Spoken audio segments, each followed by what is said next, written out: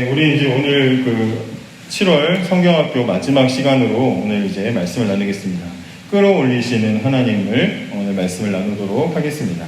지난 한 달의 시간 동안에 우리가 하나님이 우리를 특별히 위로하시고 또 우리의 마음을 만져주시고 바꿔주시고 설득하시고 참아주시고 용기를 주시는 그런 하나님에 대해서 우리가 나누었습니다. 그래서 여러분들이 이 말씀을 잘 기억하고 정리하면서 여러분들이 우리가 힘들고 좀 어렵고 특히 또 요즘에는 날도 너무 덥고 정말 상황들이 좀 이렇게 좀 힘들고 지치고 이럴 때 여러분들이 말씀 기억하면서 용기를 얻고 마음의 좀 회복을 했으면 좋겠습니다. 시간이 코로나 때문에 더워서 정신없이 가는 것 같은데 아까도 저 뒤에 잠깐 봤더니 벌써 이제 수능 접수 이런 얘기를 하는 벌써 그런 계절이 오고 있어요. 그죠? 그런 시기가 오고 있어요. 시간이 흘러가는 거예요. 그렇게 가고 있어요. 그렇기 때문에 그런 상황 속에서 마음이 막 조급해질 수도 있고 또 그렇기도 하지만 그런 때 우리에게 기다려주시고 용기 주시고 참아주시는 하나님이 계시다는 것을 기억하시기 바랍니다. 제가 서울에서 고등부 사역을 했을 때의 일입니다. 매 주일 그때는 이렇게 수련회 같은 예배를 매주 드리자 이런 찬양 집회 같은 예배를 매주 드리자 이런 어떤 저희의 모토를 가지고 매주 정말 찬양팀이 그때는 좀 이제 저희가 갖춰져 있어가지고 굉장히 좀 그렇게 했어요. 그래서 너무 시끄럽게 예배 시간에 예배를 드려서 교회 차원에서 예배실, 저희 고등부 예배실이 따로 있었는데 예배실 자체를 이제 이렇게 방음 시설을 다 해가지고 문도 이중 두꺼운 문으로 위아래도 다 방음 시설을 해줘야 될 정도로 문 열면 막 비 나갈 정도로 우리가 막 시끄럽게 막 찬양 부르고 막 그렇게 예배를 드렸던 적이 있어요. 예전에 제 서울에 있을 때. 그때 막 한참 그렇게 하다가 정말 열정적으로 드리다가 이제 여름 캠프를 가게 됐습니다. 그래서 경기도에 있는 어떤 기도원에 여름 캠프를 가게 됐는데 자체 수련회를 저희가 하면서 그 마지막 날 저녁 집회 때 정말 제가 찬양 인도를 지금까지 한 10몇 년 이렇게 교회에서 사역하면서 해오면서 거의 내가 할 수 있는 끝까지는 다 해봤다 할 정도로 정말 제 이 모든 게 다 쏟아 부을 정도로 그렇게 다 했었어요. 그냥 부를 수 있는 찬양을 다 불렀던 것 같아요. 오늘 일 끝나면 내가 목이 나가는 사람처럼 목소리가 없어지는 사람처럼 막 쏟아부었던 것 같아요. 자료 영상도 있긴 있는데 너무 여러분들 보여주기 민망해서 제가 보여드리기 싫을 정도로 안 될 정도로 무슨 콘서트장처럼 막 그렇게 했었거든요. 거기가 특히 또 무슨 기도원인데 산속에 있는 기도원이라 에어컨 시설도 없어가지고 한 120여 명의 청소년들이랑 같이 찬양 집회를 했는데 나중에 끝나고 다음날 이렇게 제가 입었던 셔츠를 이렇게 의자에 걸어놨었는데 그 밑에 이렇게 물이 막 땀이죠. 흥건히 보일 정도로 그렇게 아주 그냥 열정을 쏟았던 그런 집회를 했었어요. 그 수련회가 끝나고 뭔가 이제 더 올라갈 것 같은 그런 기대를 잔뜩 가지고 있었는데 이상하게도 수련회 때 너무너무 끝까지 달려서 그런지는 모르겠지만 그 뒤로 더 열정적인 예배를 드리는 게 아니라 식어가는 것을 느끼게 됐어요. 뭔가 결말을 알고 영화를 보는 것 같은 뭔가 시시하고 뭔가 이렇게 시원치 않은 그런 느낌을 받게 됐어요.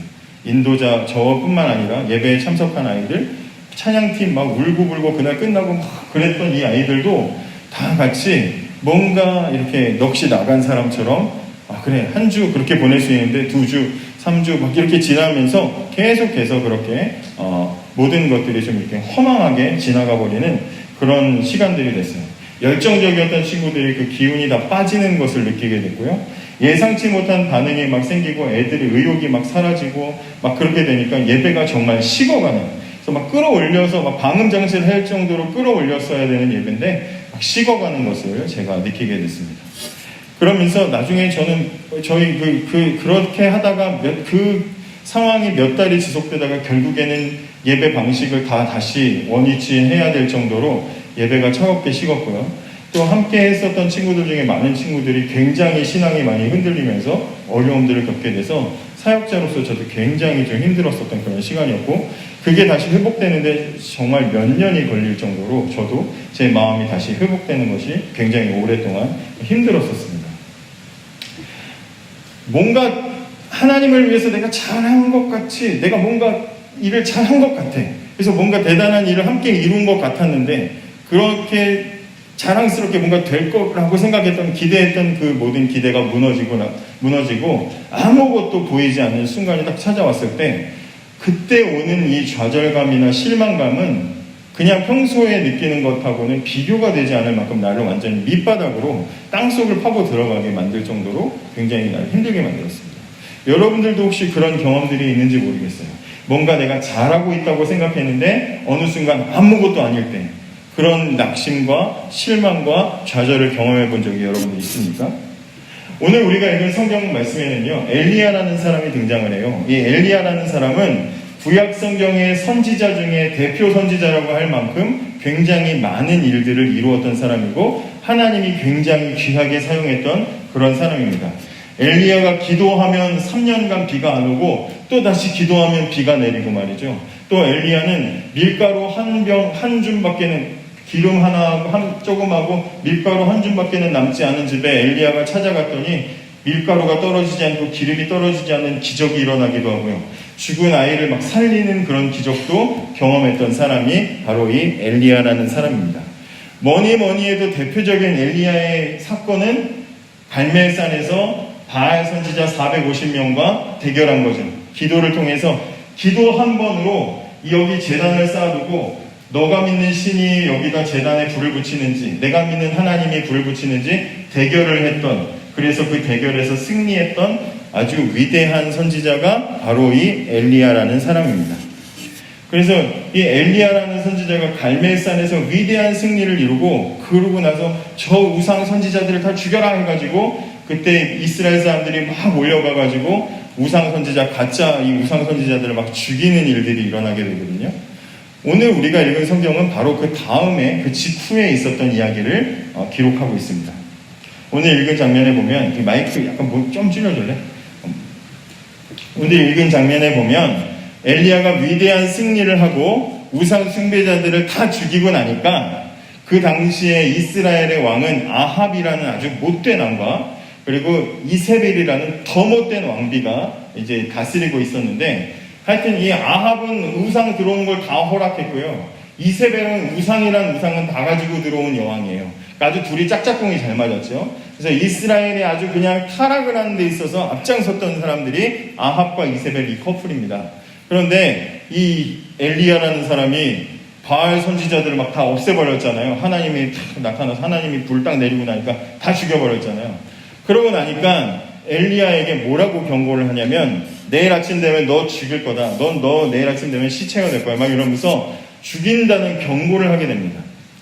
방금 전에 하나님의 위대한 일을 했는데 그런데 딱 돌아서고 나니까 그러면 위대한 일을 했고 모든 사람이 하나님의 위대한 일을 봤으니까 왕과 왕비도 못된 인간들이었지만 하나님의 위대한 능력을 봤으니까 마음이 막 바뀌어가지고 아이고 죄송합니다. 그동안 선지자님 잘못했습니다. 우리도 하나님 회개합니다. 막 그러면서 변화될 줄 알았는데 오히려 더 왕과 왕비가 더 못되져가지고 하나님의 큰 일을 한 사람을 죽이려고 하는 상황이 됐어요.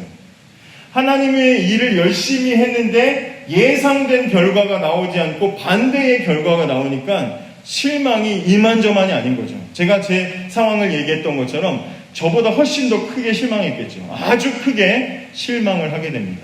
죽음의 위험과 공포가 갑자기 막 마음속에 몰려 들어오게 돼요. 그래서 너무나 무섭고 또 그럼 내가 이제 뭘 더 해야 되지? 라는 그런 상실감에 브엘세바라는 광야를 향해서 달려가게 됩니다. 성경의 브엘세바 광야를 소개할 때 성경은 아주 크고 무서운 사막 지역이라고 그렇게 소개를 하고 있어요. 전갈이나 뱀이나 혹은 맹수들도 있어서 사람이 혼자 거기서 먹고 자고 다니기에는 굉장히 좋지 않은 곳이 브엘세바라는 사막이라는 곳이 원래 그렇지만 그런 곳이에요. 그런 곳에 그냥 기어 들어갑니다. 혼자 가면 위험한 곳에 자기 따라오는 종도 다 내버려두고 하루 길을 더 걸어 들어가가지고 브엘세바 광야에 있는 로뎀나무 한 2m, 3m 자란다는 로뎀나무라는 나무 밑에 들어가서 거기에 누워요. 그리고 자버려요. 아니면 혼자 자면 위험하고 혼자 가면 안 되는 그런 곳에 가서 벌러덩 누웠다. 이 얘기는 뭐예요? 나 죽여주세요 하는 얘기죠. 나 죽여주세요 하고 누워버린 거예요. 여러분에게 오늘 제 주보에 성경 구절을 앞고 밑에다가 몇 개 놔뒀는데요. 열왕기상 19장 4절을 같이 한번 볼게요. 쉬운 성경으로 되어 있어요. 열왕기상 19장 4절 같이 읽어볼게요. 시작. 엘리야는 하루 종일 광야로 걸어 들어갔습니다. 그러다가 한 로뎀나무 밑에 앉아서 하나님께 죽여달라고 기도했습니다. 여호와여, 이제는 다 되었습니다. 내 목숨을 거두어 가십시오. 나는 내 조상들보다 나을 것이 없습니다. 이래요. 이미 마음이 무너진 이 엘리야는 될 대로 되라는 식으로 아예 그냥 나무 밑에 누워서 다 됐습니다. 이 말은 할 일 다 했습니다. 이제 끝났습니다. 이런 거고요. 조상들보다 내가 나을 게 없습니다. 이 말은 조상들은 대단하지만 나는 아무것도 아닙니다. 보잘것없는 사람입니다. 나는 형편없는 사람이다 하고 자기를 비하하고 있어요. 하나님, 이제 끝났어요. 난 못해요. 나는 여기서 이제 더 이상 내 한계예요. 조상들, 하나님이 지금까지 함께 하셨던 조상들은 대단한 사람들이었겠지만 저는 이것밖에 안 돼요. 나는 형편없는 인간이에요. 난 안 돼요. 하고 완전히 지금 낙심한 거예요. 여러분, 실망하고 낙심할 때 그런 마음 들죠. 그래, 난 쓰레기야. 난 안 돼. 나 같은 사람이 뭘 하겠어. 그러면서 막 내 스스로 나를 막 비하하는 거예요. 근데 하나님 앞에 지금 그렇게 말하고 있어요. 그러면서 자기 스스로 죽을 수는 없으니까 됐어요, 하나님, 나 죽여주세요 하고 어디 전갈이나 뱀 같은 거 빨리 와가지고 나 죽이게 하세요. 그리고 거기 누워있는 거예요. 굶어 죽든지 맹수한테 뜯겨 죽든지 아니면 온도차가 심하니까 온도차로 죽든지 아니면 뭐 독성을 가진 뭐 그런 벌레나 이런 것들이 와가지고 죽이든지 죽여달라고 거기에 포기하고 누워있는 거예요. 그게 지금 엘리야의 모습이에요. 불과 어제 하나님 기도했더니 하늘에서 불이 내려서 막 그냥 재물을 태운 것도 아니고 재물 위에 물 다 부어가지고 물로 완전히 젖은 재물을 한 번의 기도로 다 태워버린 능력을 본 사람이 완전히 반대로 뒤집어져가지고 완전히 밑바닥으로 들어가서 죽여주세요 하고 있는 거예요. 이게 가능한 일입니까? 그런 일이 일어날 수 있다는 거죠. 이렇게 낙심하고 있을 때 하나님께서 엘리야에게 찾아오십니다. 성경에 천사라고도 하고 하나님의 사자라고도 하는 것은 성자 하나님이 찾아오신 거예요. 성자 하나님이 찾아오셔서 선한 일을 하다가 실망하고 좌절하고 낙심하고 있는 사람에게 하나님이 찾아오셔요. 여러분, 여기서도 우리가 은혜를 벌써 받을 수가 있어요.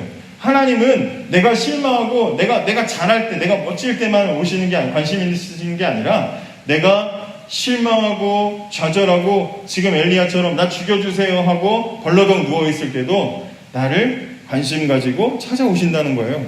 우리에게 하나님은 참 관심이 많으셔요. 하나님이 이때도 찾아오셨어요. 그리고 그 옆에 성경 같이 한번 읽어볼게요. 열왕기상 19장 5절에서 8절 같이 읽어볼게요. 중요하니까 잘 읽어보세요. 시작. 로뎀나무 아래에 누워 자더니 천사가 어루만지며 이르되 일어나서 먹으라 하는지라. 본즉 머리맡에 숯불에 구운 떡과 한 병 물이 있더라. 이에 먹고 마시고 다시 누웠더니 여호와의 사자가 또 다시 와서 어루만지며 이르되 일어나서 먹으라. 내가 이 길을 이기지 못할까 하노라 하는지라. 이에 일어나 먹고 마시고 그 식물의 힘을 의지하여 40주 40야를 행하여 하나님의 산 호렙에 이르니라 라고 되어 있어요. 자, 하나님께 죽여주세요 하고 누워있던 엘리야에게 하나님이 찾아가셔서 어루만져 주셨는데요. 제가 책을 찾아보니까 재밌게 표현한 데가 있어. 하나님이 낙심하고 실망한 엘리야를 찾아가서 특별 마사지를 해주셨다 이렇게 되어 있어요. 마사지 알죠? 마사지. 집에서 부모님 마사지 해드리세요? 마사지를 부모님 피곤하시고 힘드신 부모님에게 마사지 해드리는 효자 효녀가 되시기 바랍니다. 아시겠죠? 예, 한 분 특히 해주시기 바랍니다.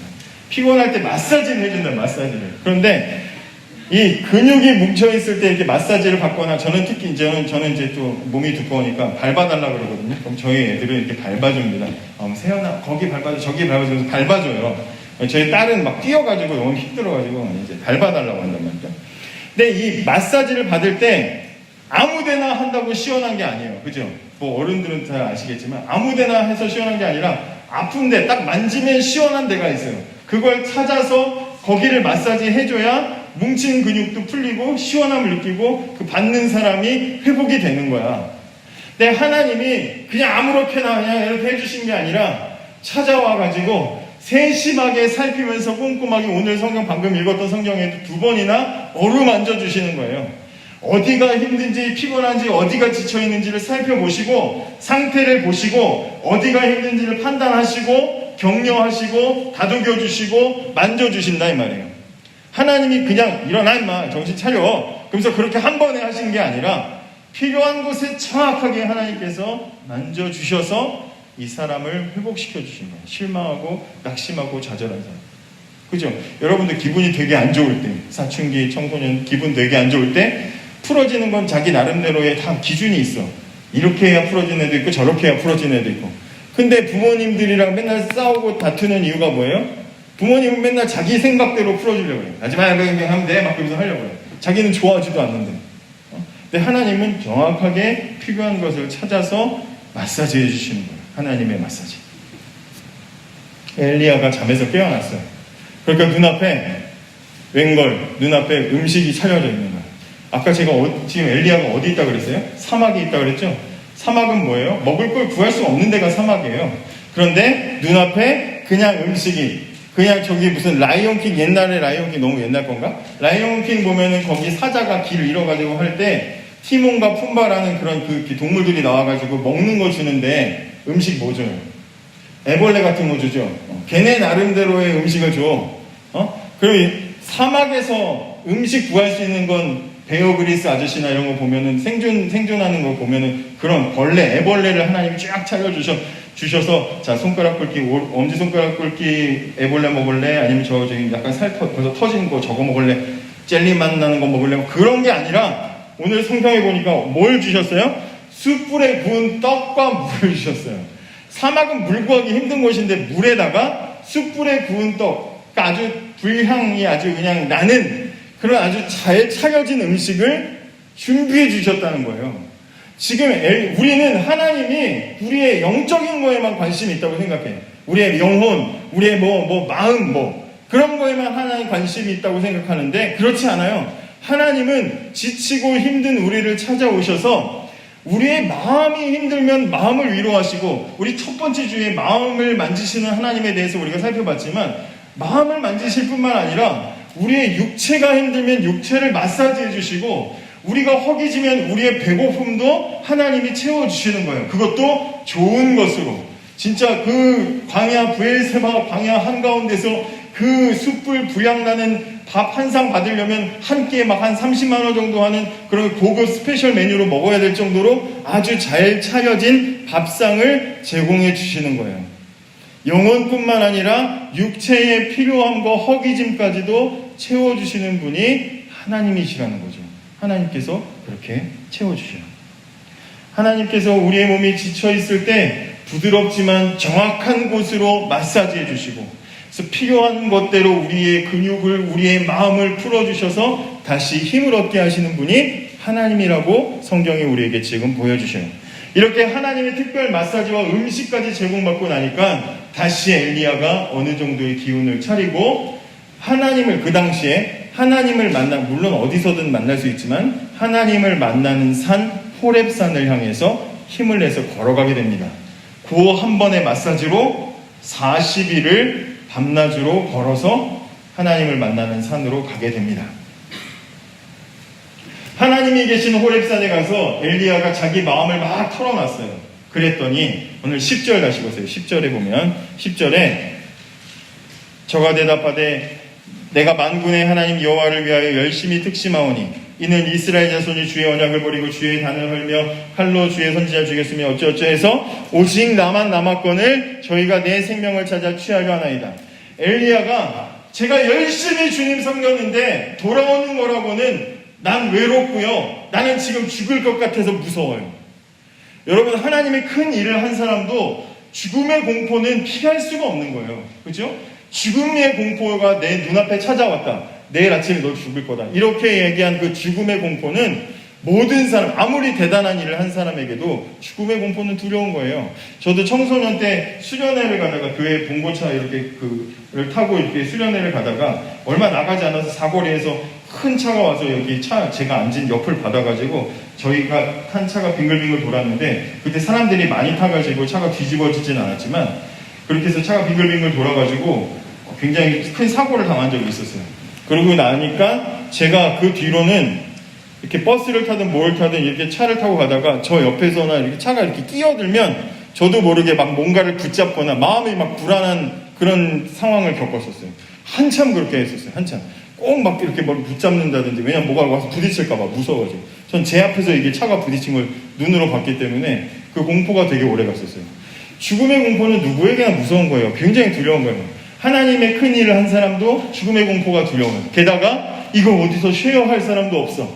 자기를 뭐 케어해주는 사람도 아무도 없어. 그러니까 외로운 거예요. 그래서 오늘 10절에 오직 나만 남았습니다. 난 무서워 죽겠습니다.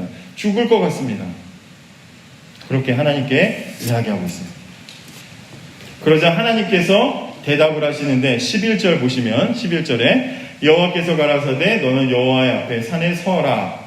이제 하나님 만나주시는 거죠. 그래서 하나님 만나는 산에 딱 섰습니다. 그럼 이제 하나님이 음성을 주시는 거예요. 딱 섰는데 하나님이 어떻게 하시냐면 여호와께서 지나가시는데 하나님이 지나가신다는 건 이제 하나님이 엘리야에게 말씀하신다는 거예요. 하나님이 지나가시는데 크고 강한 바람이 산을 가르고 바위를 부숴요. 여러분 눈앞에 치악산이 부서지고 막 그런 바람이 분다면 그 바람은 얼마나 크고 세겠어요. 얼마나 강력하겠어요. 그죠? 강력하게 산을 부수고 바위를 부술 만큼의 강력한 바람이 불었어요. 그런데 거기에 하나님이 안 계셔. 그 막 부수면서 하나님이 엘리야야 들으라라라 막 이러면서 하실 줄 알았더니 확 움직이고 시끄러운데 아무 소리도 안 들려. 그러더니 좀 있다가는 지진이 일어나. 막 강도 몇에 막 지진이 막 일어나요. 지진 속에서 엘리야야 일어나라. 그런 줄 알았더니 거기에도 하나님은 아무 말씀 안 하셔. 그래서 이게 뭐야 그러고 있는데 이번에는 막 불이 12절에 불이 막 일어나요. 불이 막 일어나는데 불 속에서 활활 타오르면서 엘리야야 막 그럴 줄 알았더니 거기에도 하나님이 계시지 않아요. 그러더니 12절 끝에 불 후에 세미한 소리가 있는지라. 그리고 13절에 엘리야가 겉옷으로 얼굴을 가리우고 나와서 구러기의 섬에 하나님이 그때 말씀하시는 거예요. 산을 부술 만한 바람, 그리고 무슨 지진, 불 속에서 거대한 일들, 자연현상 속에 하나님이 한마디도 안 하시다가 다 끝나고 조용한 세미한 소리 속에서 하나님이 엘리야야 너 왜 그러니? 엘리야야 앞으로 이렇게 해라 라고 말씀하시는 거예요. 여러분 이게 무슨 이야기예요? 왜 하나님이 큰 바람, 지진, 불로 말씀하시지 않고 세미한 소리로 엘리야에게 다가오셨을까요? 왜 그랬을까요? 그것은 하나님이 지금 엘리야가 크고 거대한 하나님의 일을 했죠? 그러나 하나님께서는 크고 거대하고 시끄럽고 온 세상이 흔들릴 만한 엄청난 곳에서만 계시는 하나님이 아니라 엘리야가 나 혼자만 있는 것 같아요 라고 생각하는 아주 조용하고 보잘것없어 보이는 그곳에서도 세미한 소리로 다가오시는 분이라는 것을 보여주는 거예요. 그 눈앞의 현상을 통해서 보여주고 계시는 거예요. 맨날 하나님은 막 나타나실 때마다 쿵쾅쿵쾅 막 크고 막 엄청나게 막 불 막 나오고 하나님 한마디 하면 막 그냥 막 파도가 일고 막 그냥 건물이 지진이 일어나고 그런 속에서만 와 하나님 계시는구나. 큰 일 속에만 계시는 하나님이 아니라 정말 내 평범한 일상 속에서 작은 산들바람이 부는 그 작은 곳 안에서도 나와 함께 하시는 분이 하나님이구나. 하나님은 그렇게 계시는구나 라는 것을 세미한 소리를 통해서 엘리야에게 깨닫게 해주신다 이 말이죠. 내가 연약할수록 더욱 귀히 여기사 높은 보좌 위에서 낮은 나를 보시네라고 하죠. 그죠?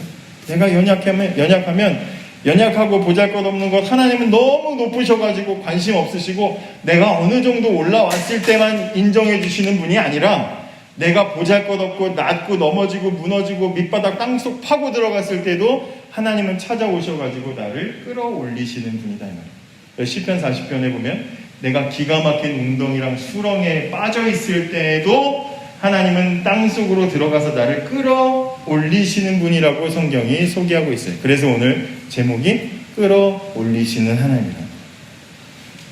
잘할 때, 성적 좋을 때, 교회를 많이 할 때, 교회에서 여러분들 막 이런 거 저런 거 해가지고 앞에서 발표 잘할 때, 아니면 지난주에 여러분 찬양 나상찬 막 나눌 때 하나님이 흐뭇하게 보시면서 아유 그래 잘한다. 그래 나도 하늘에서 너랑 통닭 주마. 그러면서 하나님께서 그럴 때만 좋아해 주시는 하나님이 아니라 아무것도 못하고 나는 아무것도 아니에요. 나는 쩌리야. 나는 아무것도 아닌 것 같아. 나는 정말 막 그냥 쓰레기 같아. 그런 상황 속에 있을 때도 하나님은 나에게 말씀하고 싶으시다. 그런 하나님을 만나시기를 바랍니다. 공감하시래라는 찬양 아까 불렀지요. 공감하시네. 혼자서만 세상을 사는 듯이 주가 멀어 보이기만 할 때 우리는 바라보아야 하네. 우리에게 오셨던 그 주님을. 주님이 우리의 아픈 마음을 아시네. 가까이서 우리의 아픔에 공감하시네. 우리 가운데 찾아오셨던 그 주님이 우리의 모든 상황에 공감하시네. 사실 제가 이 찬양을 많이 듣고 지금 여러분들한테 말하긴 하지만 사실 예배에서 부르는 찬양이라고 하면 전해지는 복음의 내용이 명확해야 돼요. 찬양에는 하나님이 뭐 하셨는지, 예수님이 뭐 하셨는지, 성령님이 누구신지 소개하는 내용이 담겨 있어야 그걸 찬양이라고 불러요. 그래서 사실은 이 찬양은 우리를 공감하시는, 우리의 상황을 공감해 주시는 하나님을 노래하고 있지만, 그러나 우리의 무엇을 공감하시는지, 어떻게 공감하시는지, 왜 우리에게 공감해 주시는지에 대해서는 알 수가 없어요. 우리가 우리 주변의 뉴스에서 끔찍한 일을 저지르는 아동학대범이 있으면 그 사람 마음 우리도 공감 못하죠? 그 사람이 막 나는 사랑해요 막 이런 소리 하면 우리는 공감을 못해요. 그런데 이 찬양의 가사만 보면 하나님은 우리의 모든 상황에 공감하신다고 해버리면 그 사람의 마음도 공감하시는 하나님이 돼버려요.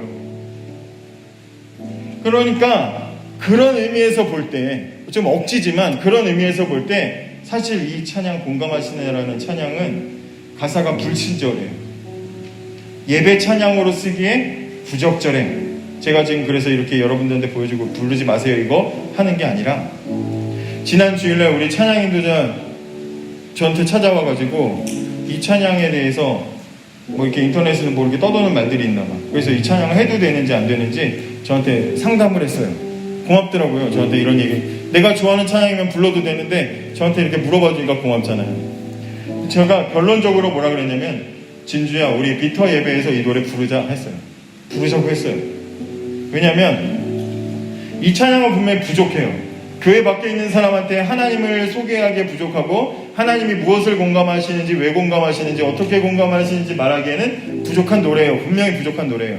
논란이 많아요 지금도. 그런데 저와 여러분은 지난 3주간 우리의 아픔을 이해하시고 우리의 마음을 어루만져 주시고 우리에게 용기 주시고 우리를 절대 포기하지 않으시는 하나님을 나눴어요. 그리고 오늘을 우리는 위대한 하나님의 일을 할 때뿐만 아니라 진짜 보잘것없을 때, 인생의 쩌리 중에 쩌리 같을 때, 내 자신이 너무 쓰레기같이 느껴질 때, 세상에 다른 사람들은 다 대단한 것 같고 나만 정말 모자란 사람처럼 느껴져서 됐습니다 하나님 나 죽여주세요 하고 그렇게 비참한 상황에 있을 때도 세미한 소리로 찾아오셔서 마사지 해주시는 하나님을 우리가 오늘 말씀을 통해서 봤어요. 여러분 하나님 말고 오늘 성경에 나온 엘리야의 마음을 누가 알아주겠어요? 누가 하나님 말고 엘리야의 마음에 공감을 하고 위로해 주시겠어요? 아무도 없어요. 어떤 사람도 엘리야의 상황을 공감해 주지 못해요. 우리가 엘리야 옆에 있는 사람이라고 해도 우리는 엘리야 이해 못했을 거예요. 아니 어제까지 기도로 그렇게 대단한 일 해놓고 용감하게 버텨야지 무슨 뭐 도망가가지고 누워있어요. 일어나세요. 우리 같으면 그랬을 거예요. 툭툭 차면서 일어나 정신 차려. 너 어제 기도로 하나님 하늘에서 불 내린 거 본 사람 아니야. 대단한 일 한 사람이야. 일어나 정신 차려. 네가 믿는 하나님 대단한데 뭘 이렇게 울고 있어. 일어나. 아마 우리는 그렇게 얘기했을 거예요. 그런데 하나님이 정작 하나님이 그렇게 하지 않고 힘들지 하고 어루만져 주는 거야. 그리고 용기를 북돋아 주고 음식 차려주시고 걸어와. 그리고 막 하늘 막 뭐 모든 게 다 막 무너지는 거 보여주시고 세미한 소리로 와서 말씀해 주시는 거예요. 힘들었지? 네 마음 다 알아. 공감해 주시는 거예요. 우리는 배웠어요. 이 찬양을 교회 밖에 있는 사람한테 이 찬양 하나 가지고 하나님을 소개하기는 불편한 찬양이야. 부족한 찬양이에요. 그렇지만 하나님에 대해서 지난 4주간 우리가 충분히 공부했기 때문에 우리는 이 찬양 불러도 되는 거야. 그래서 제가 이렇게 얘기했어요. 진주한테. 하나님 모르는 사람한테 권장할 수는 없어. 그러나 우리가 이 공감하시는 하나님에 대해서 나눴으니까 야 우리 이거 실컷 부르자. 다음 주에 선곡해. 그래가지고 주가 오늘 이 찬양을 선곡한 거예요. 저도 심지어 주보에다가 집어넣었어요. 여러분 하나님이 우리의 마음을 다 아십니다. 우리의 아픔을 다 아셔요. 우리의 마음에 공감해 주셔요. 물론 우리도 공감하죠. 수험생의 고충은 졸업한 사람들은 다 알아요. 출산의 고통은 아기 낳아보신 엄마들은 다 합니다. 가족을 잃은 슬픔은 가족을 잃은 경험 있는 사람들이 다 알아요. 서로 공감합니다. 우리도 공감을 하지만 그러나 우리가 해주는 공감은 그 사람도 약하고 우리도 약하기 때문에 해주는 공감이에요. 바로 나도 약해서 나도 약해봤어. 우리는 그래서 공감을 해. 그런데 하나님께서 우리에게 해주시는 공감의 마음은 그런 공감이 아니야. 우리도 약하고 하나님도 약하기 때문에 공감해 주시는 게 아니라 하나님이 너무 완전하셔서 우리의 연약함까지도 공감해 주시는 거예요. 예수님이 십자가에 못 박히셨을 때 자기를 막 십자가에 못 박아라 죽이라 모욕하는 사람들을 향해서 예수님 뭐라 그러셨어요? 하나님께 뭐라고 기도했어요? 아버지요, 저 사람들을 용서해 주십시오. 저 사람들은 지금 자기들이 뭐 하는지도 몰라요. 라고 그렇게 기도했어요. 예수님 막 죽이라고 모욕하는 사람들처럼 수준이 같아서 그 사람들을 공감해 주는 게 아니라 예수님은 그 사람들은 뭐 하는지도 모르고 하는 일이지만 예수님은 그들이 얼마나 죄를 가지고 하나님 떠난 사람들이 얼마나 비참하고 얼마나 어리석은지를 다 아시고 그 마음을 알아주시는 거다. 공감의 차원이 전혀 달라요. 이 찬양을 만든 분이 어떤 마음으로 이 찬양을 지었는지 잘 모르겠지만 그러나 하나님은 우리랑 똑같아서 공감하시는 게 아니라 우리보다 완벽하게 다 아셔서 충분히 우리를 이해해 주시는 그런 하나님이시다 이 말이에요. 부엘세마 사막에서 엘리야는 사람들뿐만 아니라 하나님으로부터 떨어져서 혼자라고 생각했어요. 나 혼자야. 나밖에 없어. 하나님 내가 열심히 했는데 나밖에 없어요. 내가 하나님이 열심히 했으면 따라오는 사람이 있어야 되는데 아무도 안 따라왔어요. 하나님 저밖에 없어요. 나 죽여주세요. 이러고 있었어요. 그러자 하나님은 그 모든 상황에 공감해 주시고 그리고 18절에 보면 내가 너랑 똑같이 바알을 따라가지 않은 7,000명의 사람을 남겨두었다라고 말씀하셨어요. 혼자인 줄 알았는데 하나님은 이미 7,000명의 사람을 준비해 주고 계셨어요. 하나님이 충분히 엘리야의 마음을 공감하셨다는 것을 우리가 알게 됩니다. 여러분은 혼자가 아닙니다. 목사도 몰라주고 부모님도 몰라주고 저도 제 아들이 어떤 마음을 가지고 있는지 잘 몰라요. 제가 뭐 때문에 고민하고 뭐 때문에 힘들어하는지 저는 모릅니다. 제가 다 알 수 없어요. 그러나 하나님은 절대로 여러분들을 혼자 내버려 두지 않으셔요. 다 아신다. 그냥 목사가 여러분들한테 그냥 하나님 좋게 말하려고 말하는 게 아니라 성경이 그렇게 말하잖아요. 그렇죠? 하나님은 지금 여러분들한테 어깨를 내밀고 계시다니까요. 기대라고. 근데 지가 혼자 해보겠다. 아니야 혼자 해보겠다고 버티고 혼자 좌절하고 쓰러지고 그러지 말라고요. 하나님이 어깨를 내밀고 계시다. 우리의 마음을 공감하시고 알아주시는 하나님께시다. 그렇기 때문에 그 하나님께 우리 자신을 맡기고 위로받고 하나님을 통해서 힘을 얻어서 당당하게 주의 일을 함께 감당하는 우리들 되었으면 좋겠습니다. 같이 이 찬양 부르고 그리고 함께 이 주제를 가지고 기도할게요. 함께 같이 찬양하겠습니다.